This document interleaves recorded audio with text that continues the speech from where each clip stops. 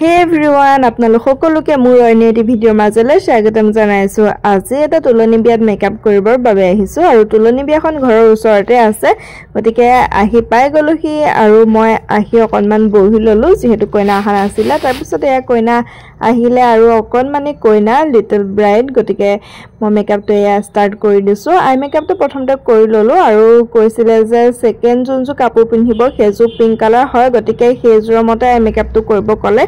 সেইবাবে মই pink colour আই মেকআপটো কৰিলো আৰু তাৰ পিছতে মই বেসটো বনাই আছো আৰু আই মেকআপটো কৰি বেসটো বনোৱাৰ পিছতে চাহ দিলে চাহটো খাই ললো আৰু ইফালে মই মেকআপটো অলমোস্ট হৈছে। আপোনালোকে দেখিছে আইলেছেছ লগালো তাৰপা লিপষ্টিকটো লগাই পিনি কমপ্লিট কৰিম আৰু ইফালে মই ফ্ৰেছ ফ্লাৱাৰ লৈ আনিছিলো ৰ'জটো পিংক ৰ'জ যেহেতু কাপোৰটো পিংক হয় গতিকে পিংক কালাৰ ৰ'জ আনিলো। প্ৰথমতে এবাৰ বেলেগ এজো পিন্ধাব। এয়া হল কইনাৰ ফাইনেল লুকসটো। আপোনালোকে কেনেকুৱা পালে চাই জনাব। সেকেন্ড লুকসটো কাৰণে মই দেৰিলৈকে নৰখিলো সোনকালে গুচি আহিলো। মই আহিব লগা হল বিশেষ কাৰণত আৰু আপোনালোকে চাই কেনেকুৱা পাইছে জনাব আৰু এনা ৰিসেপশন আছিল অলপ সময় থাকি গুচি আহিলো আৰু ভিডিঅটো আজিলৈ ইমানটা সামৰণি মাৰিছো। চেনেলটো সাবস্ক্ৰাইব কৰি লাইক কৰি কমেন্ট কৰি দিব।